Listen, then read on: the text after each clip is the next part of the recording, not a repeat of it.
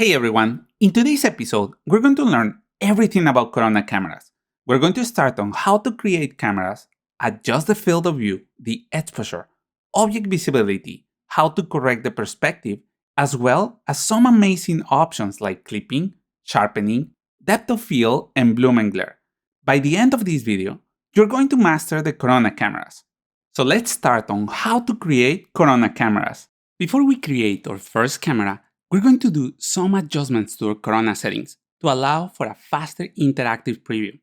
We're going to enable the material override and choose a Corona physical camera.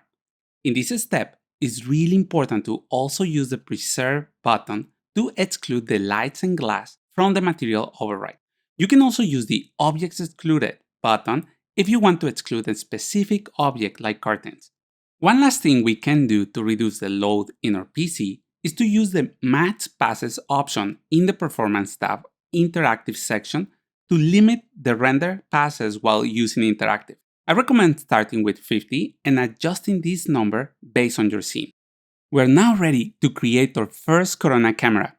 The fastest way is by using the Corona toolbar. We have two options. The first one is the Create Corona Camera. After pressing the button, we can see that the Corona cam is selected in the Create tab Camera section of the command panel. With the Corona cam selected, I recommend using the top view to position the camera. We're going to click and hold the left mouse button to create the camera, and then drag the mouse to position the target. Another option to create a camera, and the one I recommend, is by using the Create Corona Camera from View button. With this, we can create a Corona camera using the active view. For example, I can move my view in the perspective window until I find something I like, and then press the button to create the camera. We can then select any of the cameras by pressing C in our keyboard and check or adjust the position of the camera on any of the views. Now, we can select the camera and go to the Modify panel to see the different options we have. The first rollout is the viewport display. Here, we can find the target option. This is enabled by default, and if we move it, we can see how the view of the camera follows. This can help us to create accurate cameras and position our central objects better.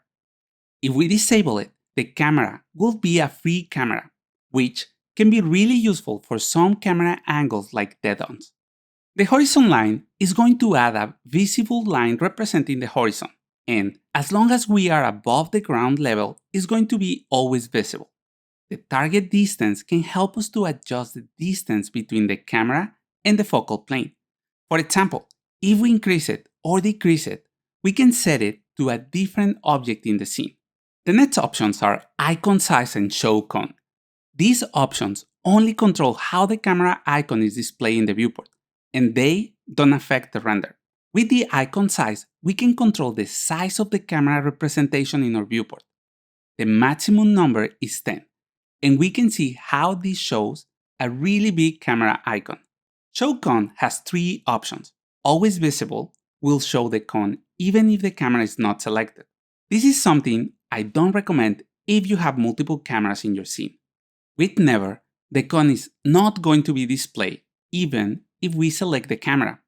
And the default one, when selected, will display the cone only when the camera is selected.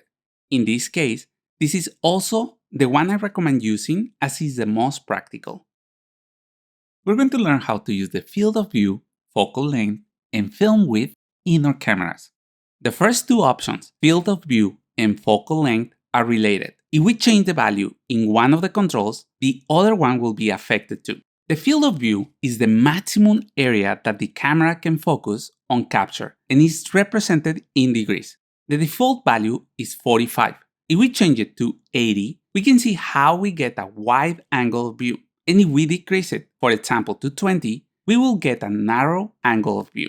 The focal length is the distance between the lens and the plane of the sensor, and it's represented in millimeters. This value is going to determine the angle of view or how much of our scene is going to be visible. The values here work in the opposite way of the field of view.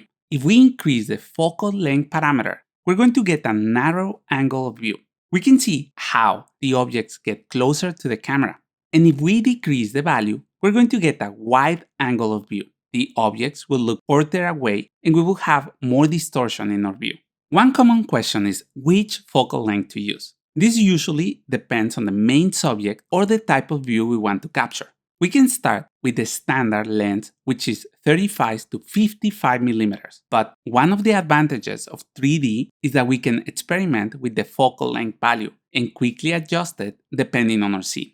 The next option is film width or sensor size. The default value is 36 millimeters, which is the same as a full frame sensor. This is really important in professional cameras and one of the first things we need to look when we're buying one, as this can affect the resolution, dynamic range, and even the quality of the photos. But in 3D scenes, this value is mainly used to match parameters and output of real-life cameras. It is also possible to control the amount of depth of field with this parameter, but Corona have easier ways to control this. We're going to use the zoom parameter when we need to zoom in without changing the field of view, focal length, or camera position. This can be helpful if we want to crop the images or do a close-up shot of the project. This parameter is also used when we are matching the camera with real-life footage. The only thing we need to take into consideration is that this value can affect the depth of field of the image. We're going to learn how to control the exposure of our image using the simple exposure and the photographic exposure. One of the most important parameters we need to learn is how to control the exposure of our images. Changing this value can affect how bright or dark is our render. We have two ways to control the exposure. The default control in Corona is the simple exposure, which is enabled by default in the tone mapping section of the Corona frame buffer. One of the advantages of this control is the simplicity. If we want a brighter image, we just need to increase the value. For example, going from 1 to 2, we can double the exposure of the scene. And if we want a darker image, we can decrease this value. We can even select negative values. A more advanced option, which is great for anyone with photographic experience, is by using the photographic exposure. To enable it, we need to press the plus button in the tone mapping section of the virtual frame buffer, and then select it. Then we need to move it to the top of the stack and uncheck or delete the simple exposure. After this, we're going to be able to adjust the exposure using the ISO, f-number, and shutter speed. These three parameters are referred as the three pillars of photography and work together to control the final image. ISO refers to the sensitivity of the sensor to available light. If we increase the value, we can see how the image gets brighter. And if we decrease it, the image will get darker. The value used here will depend on the space and lighting conditions. The next option is the f-stop. This is the aperture in our camera lens and is what allows the light to pass. A small number means that the aperture is more open, allowing for more light to pass, creating a brighter image than a larger number like 8 or 16. The f-stop controls two things. The first one, as we have seen, is the exposure of the image. And the second one, how shallow or wide is the depth of field effect when the exposure is set to simple exposure. You can learn more about depth of field in my depth of field video tutorial. The next option is the shutter section. This is like a curtain in front of the camera sensor that stays closed until the camera fires. When the camera fires, the shutter opens and fully exposes the camera sensor to the light. After the sensor is done collecting the light, the shutter closes right away, stopping the light from hitting the sensor. In Corona Render, we can select from 3 different industry standards to set this value: shutter speed, shutter angle, and motion blur duration. The shutter speed is the length of time the camera shutter is open exposing light to the sensor and is measured in fractional seconds. For example, if we set the value to 10, it means that the shutter is going to be open for 1/10 of a second. If we start increasing this value to 50, 100, or 1000, the shutter is going to be open for less time. We can also see how this creates an underexposed or darker image. Shutter angle is a different convention in which we control the opening and closing of the shutter using a 360-degree angle. For example, if we change the value to 180, we can see how the shutter speed is changed to 60 or 1/60th of a second. And blur duration is a multiplier that uses the current frame rate. For example, if we change the value to 1, we can see how the shutter speed is updated to 30 and the shutter angle to 360 degrees. For the renderings, we can use the option we like the most. We're going to learn how to use the Object Visibility section of the Corona camera to hide objects from the render. In the Object Visibility section, we can include or exclude objects from the selected camera. This can help us to render different objects in our cameras. For example, we can exclude one of the chairs from this camera by pressing the plus button, and then in one of the views, we can click the object we want to exclude. We can also see how the Object Exclude button is updated with the total number of objects. If we press this button, the 3ds Max Exclude Include panel will open.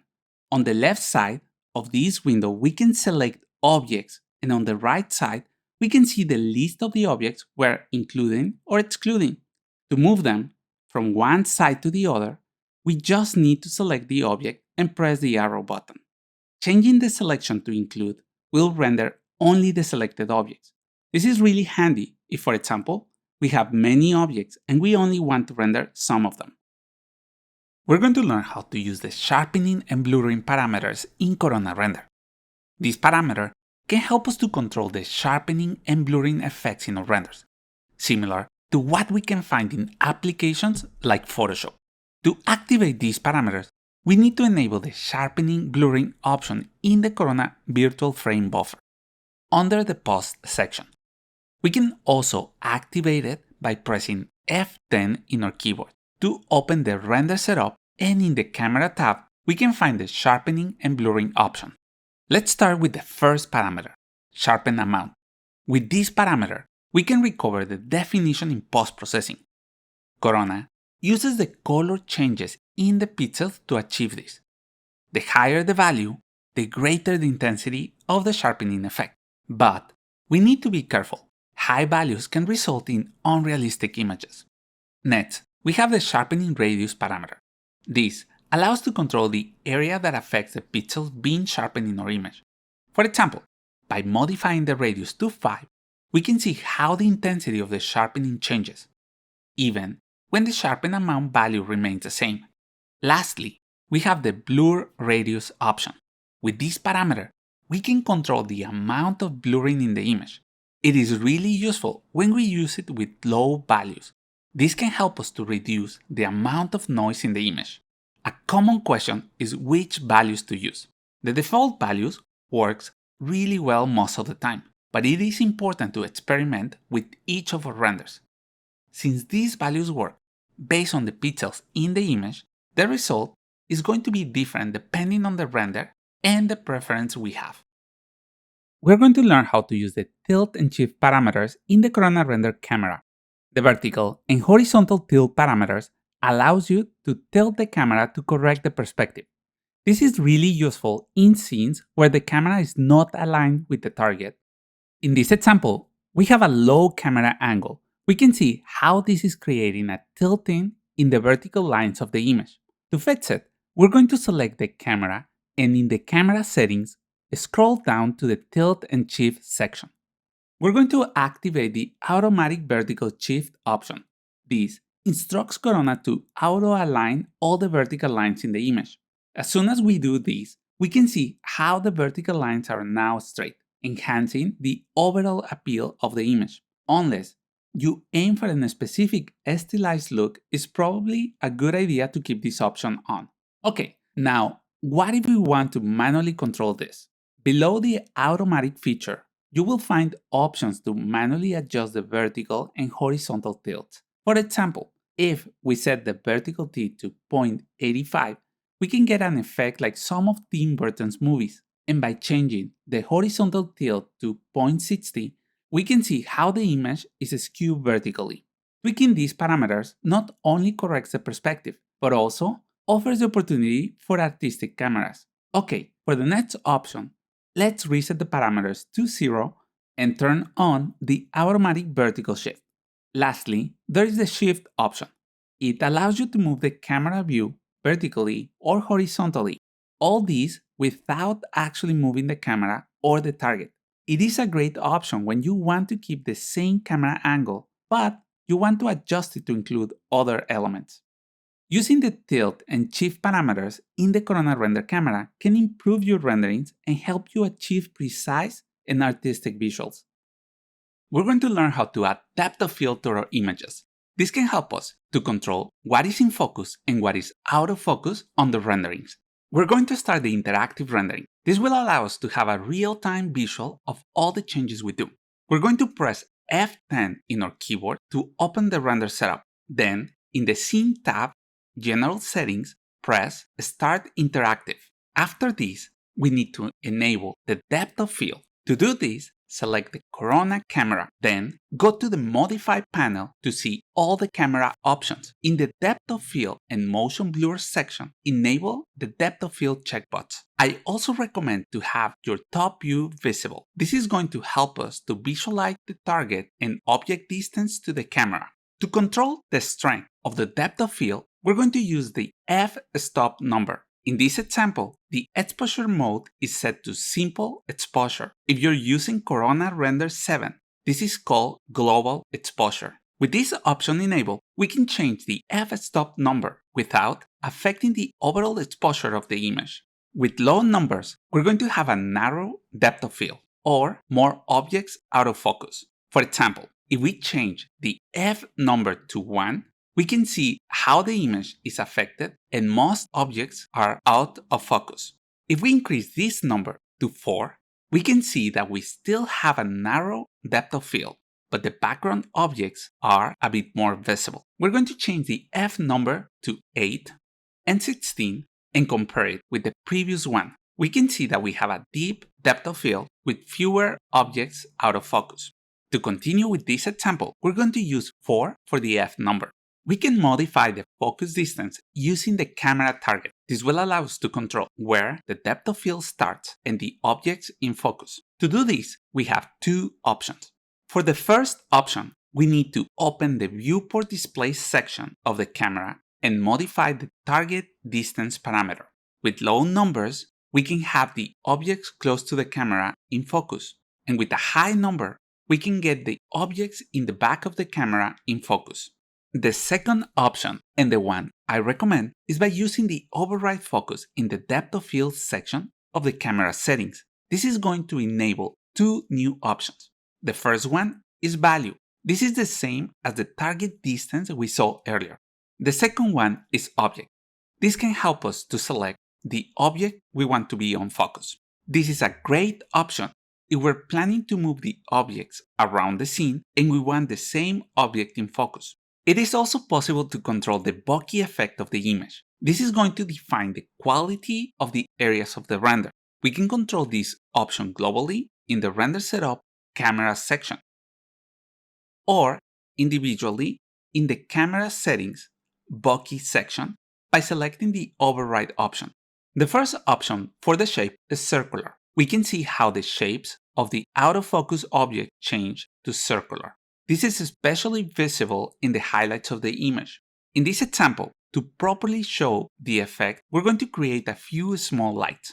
If we change the shape to bladed, we can control the number of points. For example, if we select 3, we can see how the shape is changing to a triangle. Selecting 4 is going to create a square shape, and so on.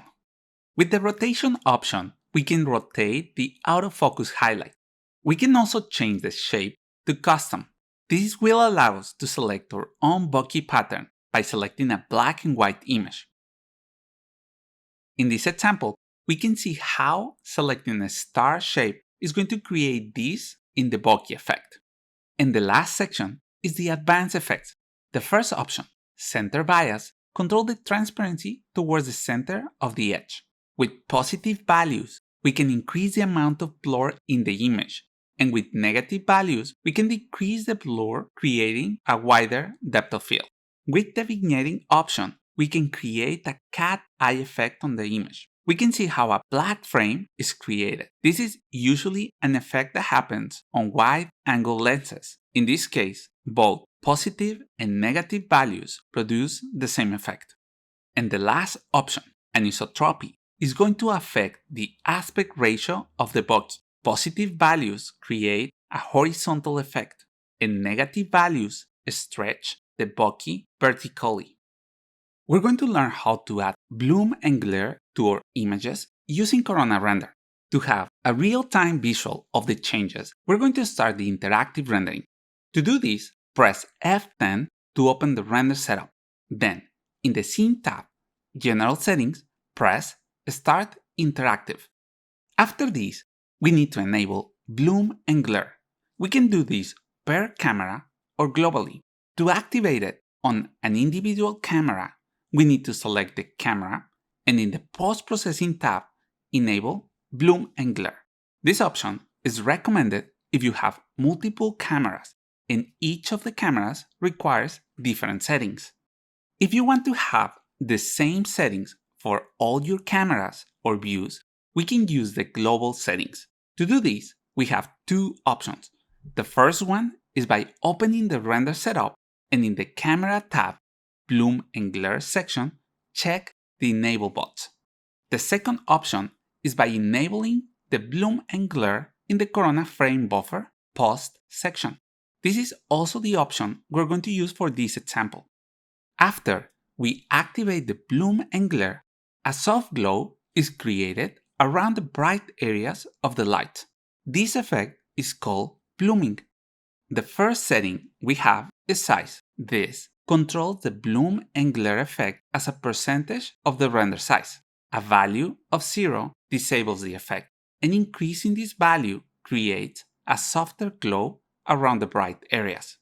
The bloom intensity controls the scale of the bloom. A value of 0 disables the effect, and increasing this value creates a softer glow around the bright areas of the image. The next option is glare.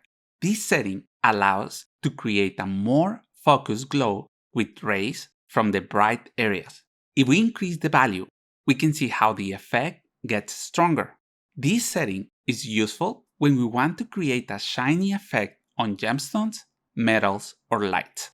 The threshold setting allows us to control the minimum pixel brightness used for the bloom and glare effect. For example, if we change the value to 0.1, we can see how a glow is applied to most of the image. And if we increase the value to 5.0, the effect is only applied to the bright areas of the image. A value of 1 works well for most scenes. With color intensity, we can add color variation to the glare effect. For this example, we're going to select 1 to see the effect of color shift. Color shift is going to allow us to change the color hues created by color intensity. The values can use a range from 0 to 1.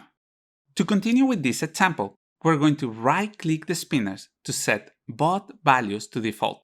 The streak count sets the number of streaks in the glare effect. The minimum number is 2, and the maximum number is 8. With the rotation option, we can rotate the streaks. And the last option is a streak blur.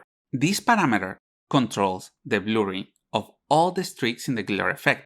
A value of 0 is going to create sharp streaks, and a value of 1 creates blurry streaks. We're going to learn how to use the camera clipping in Corona Render. This parameter can help us to remove objects from the render without actually hiding them. This is especially useful if we still want those objects to affect lighting in our scene. With the camera selected, we're going to scroll down to the Environment and Clipping section. Then, check the Enable option and also the Show in Viewport option. This last option will show the near and far planes in our camera. We can see these planes as lines in the top viewport. Anything before the near plane or beyond the far plane will be clipped away from the camera view, showing only what is in between the two planes. As I want to remove the object that is close to the camera, we're going to start changing the value of the near plane. Let's try 180 centimeters. We can see that the clipping is actually cutting the geometry. And now there is a black element in front of the camera, which it doesn't really look good. Let's try a few other values like 200, 250, or 300. Each time we update the value, we can see how the planes in the camera update. And this is the guide that we can use to update the values and avoid cutting through the geometry. Now, for the far plane, if we change the value to 500, anything beyond that point will be invisible to the camera. And if we start increasing the value, we can see how the objects are visible again. This parameter is especially useful for big scenes where we only want to show some of the objects in the distance. The next option is the environment range. This controls the 3ds Max native fog effect or the C-depth render element range. To see how this works, we're going to add a C-depth render element, and in the render element options, we can find Use Camera Environment Range. When this is checked, the values of the camera will be used for the render. This is really useful when you have multiple cameras in the scene and each one requires different C-depth values. After we enable it, we can see how the near 200 and far 700 are used for the render. If we change the far value to 1500, we can see that nothing is updated. In this case, we need to uncheck and check the Use Camera Environment Range option to refresh it. Because of this, what I recommend is to use the min set and max set values of the render element for a real-time output, and then use the same values for the camera settings. Using these values, we can see that the C-depth render looks the same. Hope you enjoyed the video. Don't forget to click the like and subscribe button. If you have any questions, let me know in the comments section below, and thank you for watching.